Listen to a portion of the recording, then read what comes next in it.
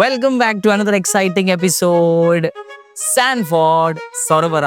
ഇന്ന് നമ്മുടെ കൂടെ ഉള്ളത് താരദമ്പതികളായ നിങ്ങൾ ഏവരും അറിയുന്ന നമ്മുടെ സ്വന്തം ഹൃദയം കവർന്ന Noorin Shereef and Faheem. Thank U.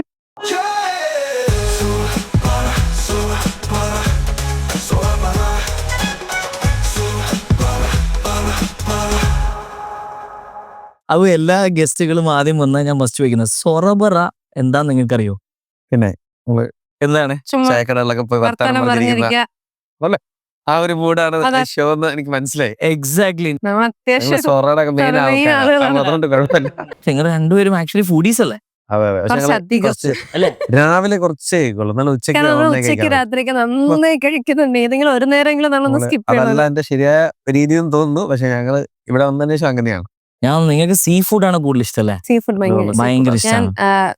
എന്റെ നാട് കൊല്ലാണ്. അപ്പൊ നമ്മൾക്ക് മീൻ കടൽ അടുത്തുള്ളതുകൊണ്ട് സീ ഫുഡിനെ എല്ലാ വെറൈറ്റിയും പണ്ടോട്ട് കഴിക്കാറുണ്ട്. നിങ്ങൾ ആ ഒരു അതൊന്നും- കാര്യം പറയാം. ഞാൻ ശരിക്കും വെച്ചാൽ നിങ്ങളോട് കണ്ണൂരായിരുന്ന ഞാൻ അത് പലവരോടും അതെ, ഞാൻ ഒത്തിരി പേര് പറഞ്ഞിട്ടുണ്ടായിരുന്നു. ചോദിക്കാറുണ്ട്. എന്നോട് ഒരുപാട് പേര് എല്ലാവരും ചോദിക്കാറുണ്ട്. കണ്ണൂരോ മലപ്പുറം ആണ് എന്റെ സ്ഥലം, കോഴിക്കോട്, ഈ 3 സ്ഥലങ്ങൾ ഏതോ ഒന്നാണെന്നാണ്. ആൻഡ് എന്റെ വർത്താനത്തിൽ ഞാനൊരു കണ്ണൂരാര അങ്ങനെയുള്ള മലബാർ സൈഡിൽ ആർക്കെങ്കിലും വർത്താനം പറയുമ്പോൾ അതുപോലെ കുറേയൊക്കെ വരും. കാരണം എന്റെ കുറെ ഫ്രണ്ട്സും കസിൻ അങ്ങനെ കുറെ പേര് അവിടെ ഉണ്ട്.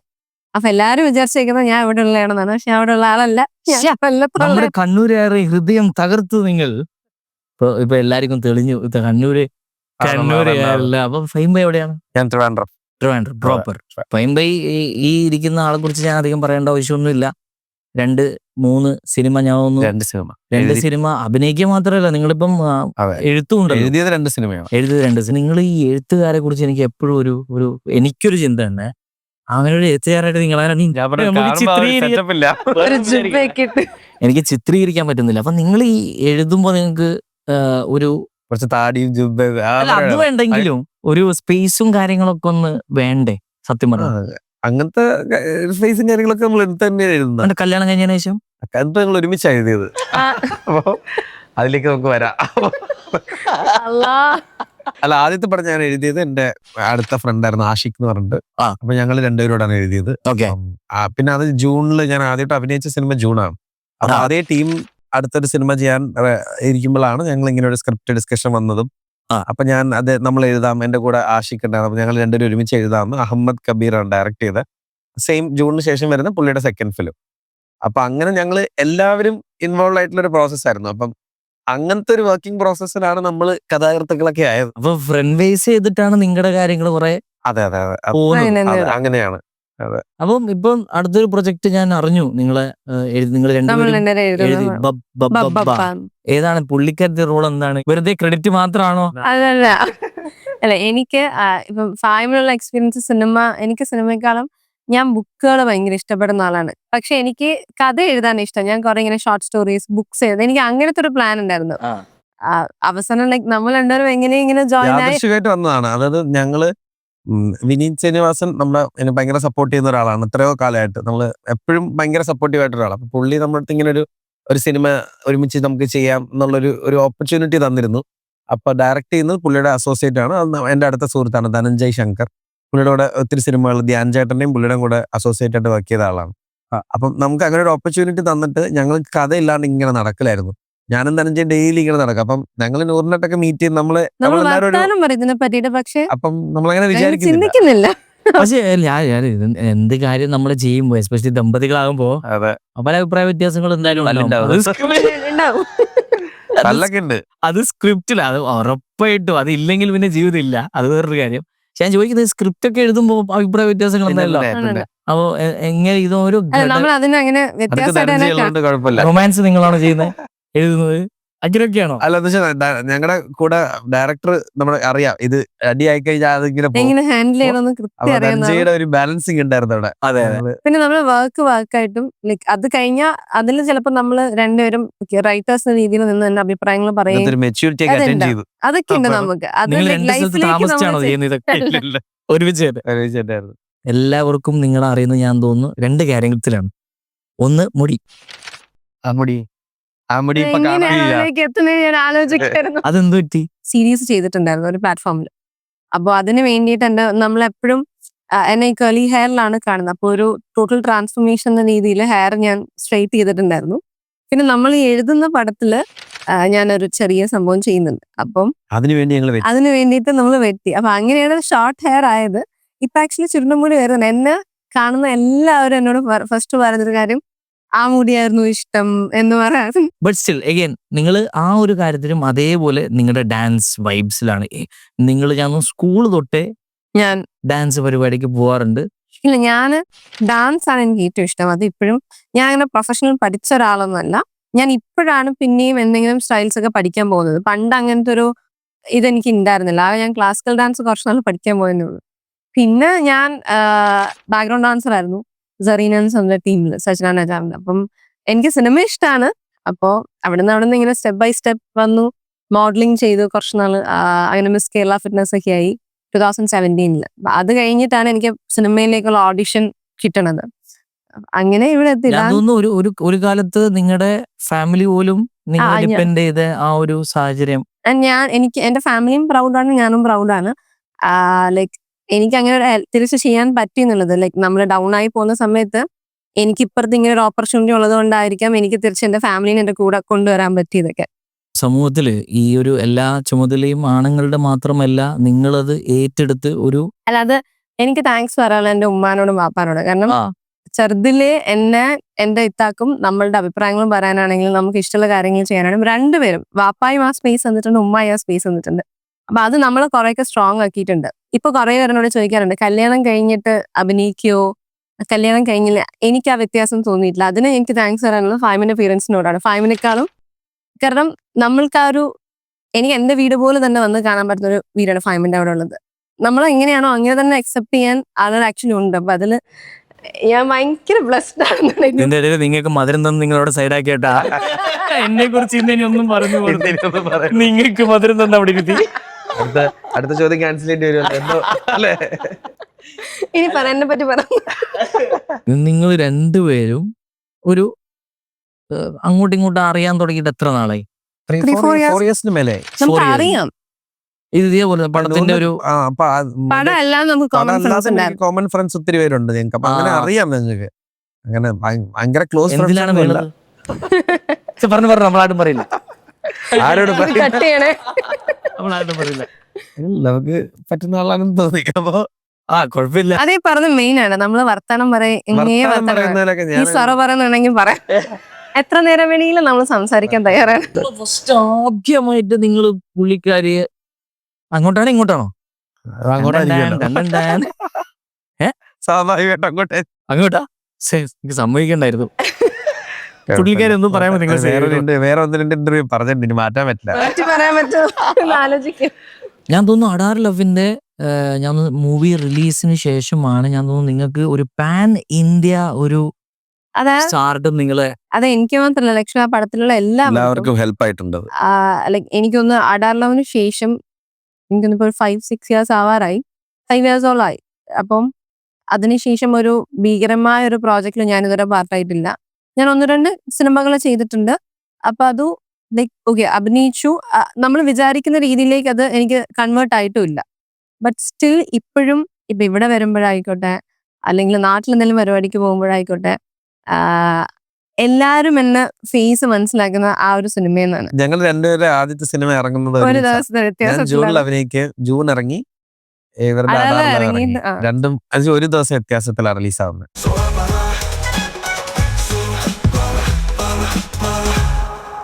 അപ്പം നിങ്ങളുടെ കുറച്ച് കഥയിലേക്ക് കിടക്കാം. കുറെ ഫ്രണ്ട്സും കാര്യങ്ങളും സ്ക്രിപ്റ്റിങ്ങും എല്ലാം നിങ്ങൾ ഒരു LLB വിട്ടാണ് ഇങ്ങോട്ടേക്ക് വന്നത്.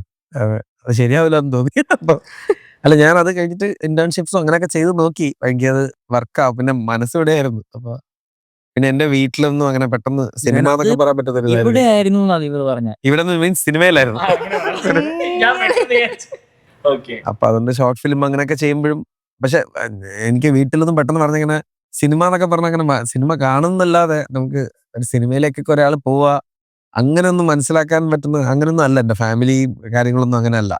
അപ്പൊ നിങ്ങൾ ആ സമയത്ത് ലോ ഒക്കെ പഠിച്ചു. ഞാൻ തോന്നുന്നു ആ സമയത്ത് നിങ്ങളെ സുഹൃത്തുക്കളായിട്ടൊക്കെ അന്ന് കോളേജിൽ പഠിക്കുന്ന സമയത്തുള്ള എനിക്ക് ആ സുഹൃത്തുക്കൾ. സമയത്ത് ഷോർട്ട് ഫിലിംസ് ഭയങ്കര, നമ്മളന്ന് ആ, എല്ലാവരും അതൊക്കെ ഷോർട്ട് ഫിലിംസ് trend ചെയ്യുന്ന സമയം. അതെ അതെ. അപ്പൊ അന്ന് ഞാൻ കുറെ ഷോർട്ട് ഫിലിംസ് ചെയ്തിട്ടുണ്ട് നമ്മുടെ കൂട്ടുകാരായിട്ട്.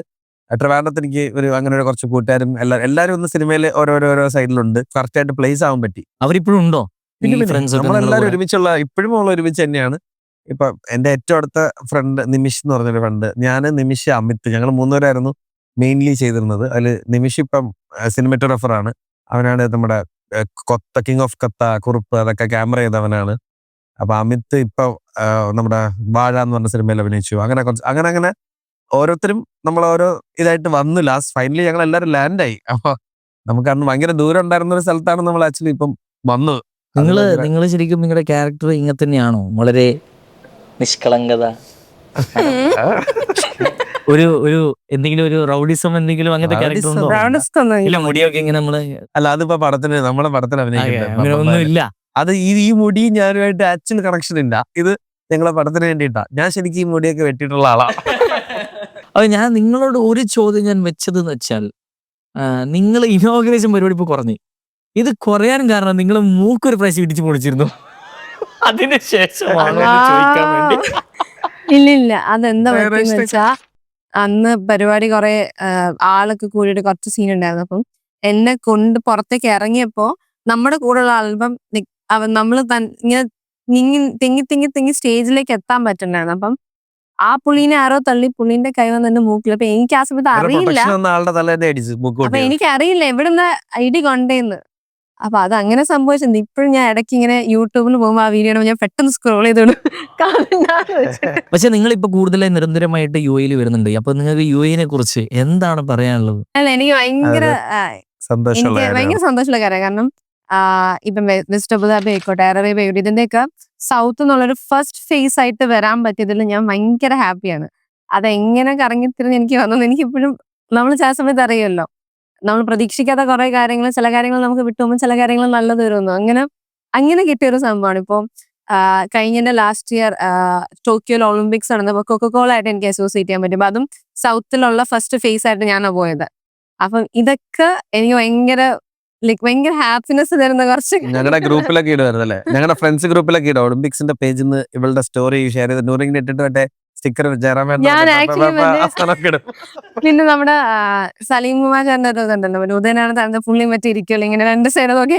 ഞാൻ ഫ്രണ്ട്സ് ഗ്രൂപ്പിൽ ഫുഡ് ഇരുന്ന് സംസാരിക്കാനും ഇരുന്ന് ആസ്വദിച്ച് അതിനെ കുറിച്ച് കുറച്ച് വർത്താനം പറയാനും നമുക്ക് കുറെ അങ്ങനത്തെ ഫ്രണ്ട്സ് ഉണ്ട്. ഫുഡിനെ പറ്റിയിട്ട് നാട്ടിൽ നിന്ന് ഇപ്പൊ ഇവിടുന്ന് നിങ്ങളെ കിട്ടിയ പോലെ നാട്ടിൽ ഇതേമാതിരി അങ്ങനെ ആൾക്കാരുണ്ട്. അപ്പൊ ഞങ്ങൾ ഡയറ്റോ അങ്ങനെ എന്തെങ്കിലും വേണമെന്ന് ആദ്യം ഇവരൊക്കെ ബ്ലോക്ക് വെച്ചാൽ ഒരു വേറെ തന്നെ ഫീലാണ്.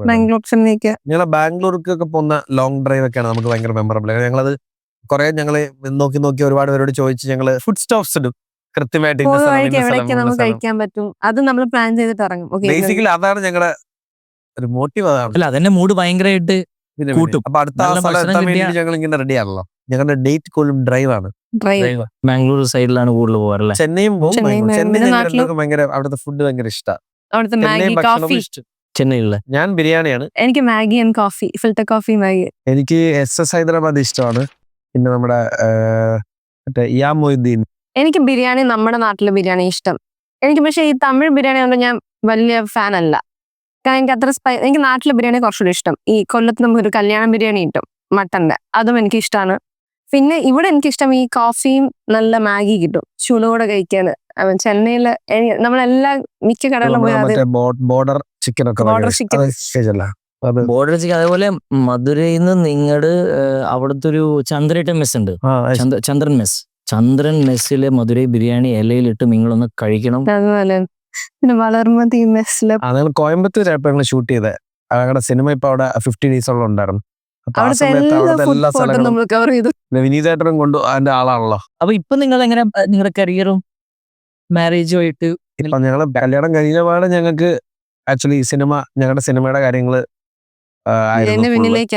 പ്രീ പ്രൊഡക്ഷൻ ബബ്ബ അതുമായിട്ടായിരുന്നു ഫുൾ ഉണ്ടായിരുന്നത്. അപ്പൊ ആ സിനിമ ഇനിയൊരു കുറച്ച് ദിവസം കൂടെ ഷൂട്ടുണ്ട്. അതൊക്കെ കഴിഞ്ഞിട്ട് അതാണ് നിങ്ങളുടെ ഇപ്പോഴത്തെ ഏറ്റവും മെയിൻ പരിപാടി. നായകൻ ദിലീപ് മേനൻ, പിന്നെ വിനീത് ശ്രീനിവാസൻ, പിന്നെ ധ്യാൻ ശ്രീനിവാസൻ. ഞാൻ അറിഞ്ഞു പവർ പാക്ട് ഫാമിലി എന്റർടൈനർ ആയിട്ട്. അതെ ഒരു കോമഡി എന്റർടൈനറാണ്. അപ്പൊ നിങ്ങളുടെ ഒരു സീനും അതിന്റെ അതിന് വേണ്ടിയാണ് കൂടി എൽസെറ്റ് ഒരു സീനല്ല, അത്യാവശ്യമുണ്ട്. നമ്മൾ രണ്ടുപേരും ചെറിയ ചെറിയ വേഷം. വളരെ എളിമയോടെ ഒരു സീനിലുണ്ട്, കുറെ സീനിൽ അല്ല ചെറിയ ഇനിയിപ്പോ വെട്ടിപ്പോകുന്ന മോശമല്ലേ മോണിറ്റൈസേഷൻ കംപ്ലീറ്റ് ഡിജിറ്റൽ മീഡിയ തന്നെയാണ്. ഞാൻ യൂട്യൂബ് കണ്ടു, യൂട്യൂബിൽ 1.5 മില്യൺ ഫോളോവേഴ്സ് ഓൾറെഡി ഉണ്ട്. ഞാൻ അത്ര ആക്റ്റീവ് അല്ല, പക്ഷെ യൂട്യൂബ് ചെയ്യുന്നവരോട് എനിക്കൊരു കാര്യം പറയാനുണ്ട്, നിങ്ങൾ അടിപൊളിയാണ്. കാരണം നല്ല നമ്മൾ ഇൻസ്റ്റഗ്രാം പിന്നെയും നമുക്കൊരു ഫോട്ടോയോ സ്റ്റോറി എന്തെങ്കിലുമൊക്കെ നമ്മൾ എപ്പോഴെങ്കിലും അപ്ഡേറ്റ് ചെയ്യും. യൂട്യൂബിന് എനിക്ക് സംബന്ധിച്ചോളം ഞാൻ കുറെ ട്രൈ ചെയ്തിട്ടുണ്ട്, അപ്പൊ എനിക്കത് അങ്ങനെ കീപ്പ് ചെയ്ത് പോകാൻ പറ്റിയിട്ടില്ല. അപ്പോൾ അത് ചെയ്യുന്നവര് അടിപൊളിയാണ്. എന്താണെങ്കിലും നിങ്ങൾ ചെറിയ ചാനലോ വലിയ ചാനൽ ഇതൊന്നും കാരണമല്ല. നിങ്ങൾ ശരിക്കും പുള്ളിക്കാരൻ ചെറുപ്പം തൊട്ട് സിനിമയിൽ പുള്ളിക്ക് ഭയങ്കര ആഗ്രഹം. നിങ്ങൾക്കും ചെറുപ്പം തൊട്ട് സിനിമയിൽ ഡാൻസ് കളിക്കുമ്പോൾ തന്നെ ആ ഒരു ആഗ്രഹം അന്നേ ഉണ്ടായിരുന്നു എന്നുള്ളൊരു കാര്യവും എനിക്കറിയാം. അതുപോലെ ഇന്ന് ഫ്ലവേഴ്സിന്റെ ഒരു ഷോ ഉണ്ടായിരുന്നു, അത് ഞാൻ ആക്ച്വലി ബാക്ക്ഗ്രൗണ്ട് ഡാൻസ് ആയിട്ട് അന്ന് തുടങ്ങിയത്. ഫ്ലവേഴ്സ് ആണ് സ്റ്റാർട്ട്. സുരാജേട്ടൻ അതെ സുരാജേട്ടൻ ഹോസ്റ്റ് ചെയ്ത ഷോ. ഞങ്ങൾ സുരാജേട്ടനെ കാണും. സുരാജൻ ഇപ്പോഴും അത് അന്ന് കണ്ട ബന്ധം വെച്ചിട്ടാ സുരാജേട്ടൻ എന്നെ ഇപ്പോഴും സംസാരിക്കുന്നത്. അതുപോലെ തന്നെ അതേ ഷോയില് ഗസ്റ്റ് ആയിട്ട് സുരാജേട്ടൻ ഹോസ്റ്റ് ചെയ്യുന്ന മറ്റൊരു ഷോയിൽ എനിക്ക് പോകാൻ പറ്റി എന്നുള്ളതാണ്. ഞാൻ നേരത്തെ നമ്മൾ തിരിഞ്ഞു നോക്കുമ്പോൾ ഈ ഡോട്ട്സ് എവിടേക്ക് ഇങ്ങനെ ജോയിൻ ആകുമ്പോൾ കിട്ടുന്ന ഹാപ്പിനെസ് അതാണ്. നമ്മൾ വിചാരിച്ച കാര്യങ്ങൾ കുറെ നാൾക്ക് ശേഷം ഈ മിനി തന്നെ പടത്തിൽ പറയുന്ന കണക്ക് നമ്മൾ ആഗ്രഹങ്ങൾ മറന്നാലും മറക്കൂല എന്ന് പറയുന്നുണ്ട്. അതുപോലെ നടന്നത് എന്റെ ലൈഫിൽ എനിക്ക് തോന്നിയിട്ടുള്ളതാണ്. അത് ഇതെന്നല്ല, ഒരുപാട് കാര്യങ്ങൾ ഞങ്ങൾക്ക് രണ്ടുപേർക്കും അങ്ങനെയാട്ടോ. നമ്മൾ എവിടെയെങ്കിലൊക്കെ ആഗ്രഹിച്ചത് നടക്കില്ല എന്ന് വിചാരിച്ചു പോയ കാര്യം കുറേ നാൾക്ക് ശേഷം നമ്മളെ തേടി തിരിച്ചു വരും.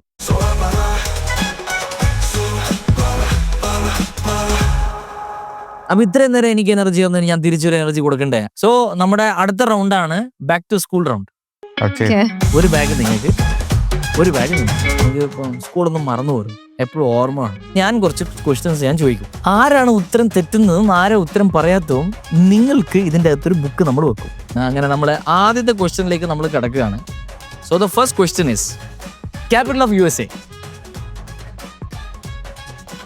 പറഞ്ഞോളാം. വാഷിംഗ്ടൺ.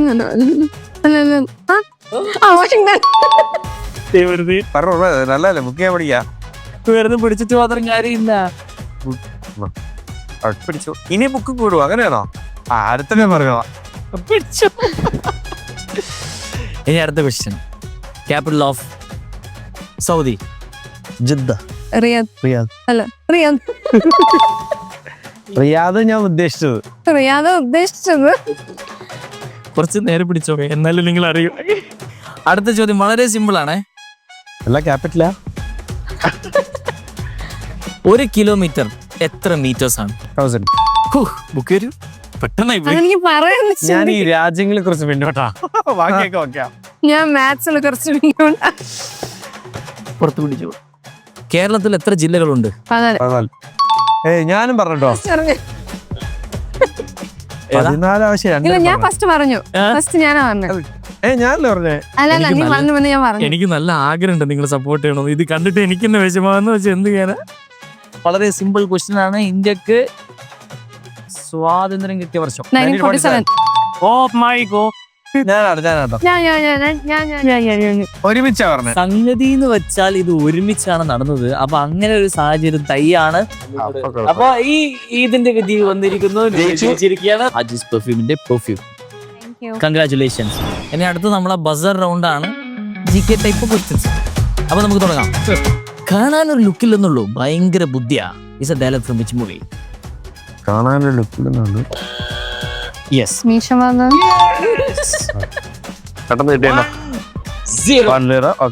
അടുത്തത് വേലക്കാരിയായിരുന്നാലും മോഹനവല്ലി. ഇത് ബന്ധില്ലല്ലോ. നല്ലൊരു ഡോക്ല ഖക്ര എന്നൊരു ഭക്ഷണം ഞാൻ കഴിക്കുന്നു എന്ന് വിചാരിക്കാം നിങ്ങൾ. ഇത് എവിടുന്ന? നല്ലൊരു ഡോക്ല ആൻഡ് ഖക്ര. കൽക്കട്ട. നമ്മളെ പ്രധാനമന്ത്രിയുടെ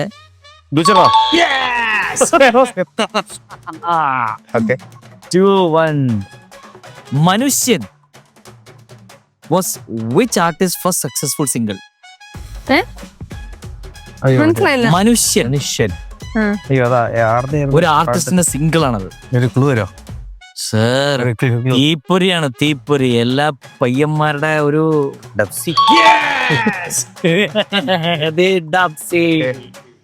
കറക്റ്റ്. ഇനി ഇത് ഫസ്റ്റ് വെറുതെ അടിച്ചു വെക്കല, കറക്റ്റ് ചിന്തിച്ചിട്ട് മാത്രമേ അടിക്കാൻ പാടുള്ളൂ. എം വെച്ചിട്ടുള്ള 5 മലയാളം പടങ്ങൾ പറയൂ. വീണേ പറമ്പിലെ ആൺവീട്, okay Manichitrathazhu, okay Mayamohini, okay. പിന്നെ മാവേലി, മലയാളി മാമൻ, ഓക്കെ വേണല്ല ഇനിയുണ്ട്. മയിലാട്ടം. എല്ലാം കൂടി ആയി. 5 മതി. ഓക്കെ ഇത് പെട്ടെന്ന് നോക്കിക്കോടാ, ഞാൻ ഓൾറെഡി വാണിംഗ് തന്നേ. പി വെച്ചിട്ടുള്ള 5 ഭക്ഷണങ്ങൾ. ഞാൻ ഞാനാ അല്ല ഒരു ദിവസം ഞാൻ കണ്ട ആരാ? ഞാനല്ലേ? ഓട്ടെ ഒരു പോയിന്റ്. അതിനകത്ത് ശബ്ദം സ്ലോ. ഓക്കെ. പപ്പടം, പായസം, പൊങ്കൽ, മെയിൻ നമ്മുടെ മെയിൻ ബീഫിന്റെ ചോറൊക്കെ ഇങ്ങനെ കുട്ടി കഴിക്കുന്നത്. ബീഫിന്റെ കൂടെ കഴിക്കുന്നത് ചോറ്. അത് മെയിൻ ഐറ്റം. ഓക്കെ 3-3. അപ്പൊ ഇത് ഒരു ജികെ ടൈപ്പ് ക്വസ്റ്റ്യൻ ആണ്. നിങ്ങൾക്ക് അറിയാം, നമുക്ക് നോക്കാം. ബുർജ് ഖലീഫയിൽ എത്ര ഫ്ലോർസ് ഉണ്ട്? ഫ്ലോറിന്റെ 182. ഒരുപാടുണ്ട് കേട്ടോ. ഇതിന്റെ ഒരുപാടുണ്ട്. അത് എന്നും അറിയില്ല സാർ 150-നും 170 ഇടയിലാണ്. യെസ്, 162. 162. ഓക്കെ, നിങ്ങൾ പറയൂ. അതിന് കഥ ക്ലോസ് ആണോ? ക്ലോസ് ആയിട്ടില്ല. സംവേ 64. Oh my god. 64, 165. 164. So your 163 is the answer. മര്യാദയ്ക്ക് 160 ഓട് അടുത്തെത്തിയതായിരുന്നു. 3-4. പാലക്കാട് ടു പത്തനംതിട്ടയിലേക്ക് യാത്ര ചെയ്യാന്ന് വിചാരിക്കാം. ഇതിന്റെ ഇടയിൽ എത്ര ജില്ലകളുണ്ട്? പാലക്കാട്, തൃശ്ശൂര്, എറണാകുളം കഴിയുന്നിട്ട് കോട്ടയം. 3 ജില്ല. ആലപ്പുഴ ഇല്ലേ? അങ്ങോട്ടല്ലേ പോവാ? എന്നുവെച്ചാല് ഏതെങ്കിലും ഒന്ന് വഴിയെ പോകാൻ പറ്റും. 3 കൂടെ ഒരുമിച്ച് പോകാൻ പറ്റില്ല. മനസ്സിലായില്ലേ? ഏതെങ്കിലും ഒരു വഴി പോവാം. 5-3 വരാം. അടിച്ചു കയറി വരികയാണ് ഞാൻ. നമ്മുടെ ആക്ച്വലി 3 ജില്ലകളുടെ പേര്, ഓക്കെ, പക്ഷെ ആ പേരിന് വേറൊരു പേരും കൂടെ ഉണ്ട്. അത് കറക്റ്റായിട്ട് നിങ്ങൾ പറയണം. ഞാൻ തുടങ്ങിക്കോട്ടെ. അപ്പം ഈ വെറുതെ ബസ്സിനടിച്ചിട്ട് ആലോചിക്കാൻ പറ്റണ അല്ലേ? അപ്പൊ ഈ 3 ജില്ലകളുടെ ഞാൻ ആദ്യം ഓരോന്നായി വിളിക്കുമ്പോൾ ബസ്സിലടിച്ചാൽ മതി. ആദ്യത്തെ ജില്ല, അതിന്റെ മറ്റേ പേര് പറയണം, അത്രേ ഉള്ളൂ. ഓക്കെ, ആദ്യത്തെ പേര് Kollam. Yes, correct. Second Kozhikode. Calicut. Yes, correct. ഞാൻ കണ്ണൂർ. അറിയില്ല, നോക്കാം. കാനന്നൂർ. കലാസ് കഴിഞ്ഞിരിക്കുന്നു. അറിയില്ല. Once again 5-1. അതുകൊണ്ട് നമ്മള് ഗെയിം മൊത്തം തൂത്തുവാരിയിരിക്കുകയാണ്. മിസ്റ്റർ 5 സാൻഫോർഡ് ആണ് ഇതിന്റെ വലിയൊരു ഗിഫ്റ്റ് കൊടുക്കുന്നത്. Please get me. ഞാൻ തന്നെ എടുത്തോളാം. കുക്കിംഗ് റിലേറ്റഡ് ആയതുകൊണ്ട് ഇത് ഇത് സാൻഫോർഡിന്റെ സ്റ്റാൻഡ് മിക്സർ ആണ്. കേക്ക്സ് ഒക്കെ ഉണ്ടാക്കാനുള്ള, നിങ്ങൾ നേരത്തെ ബേക്കർ എന്ന് പറഞ്ഞ സാധനം അന്ന് കാണിച്ചിട്ട് അതാണ് ഈ സാധനം. അപ്പം thank you for coming. Thank you. And gifts ഒക്കെ എൻജോയ് ചെയ്തോളൂ. പെർഫ്യൂമും സാൻഫോർഡും. Okay, thank you.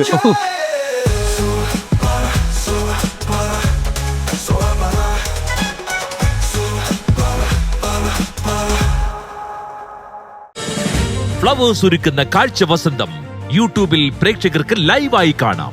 Flowers കോമഡിയിൽ join ചെയ്യൂ, ആസ്വദിക്കൂ.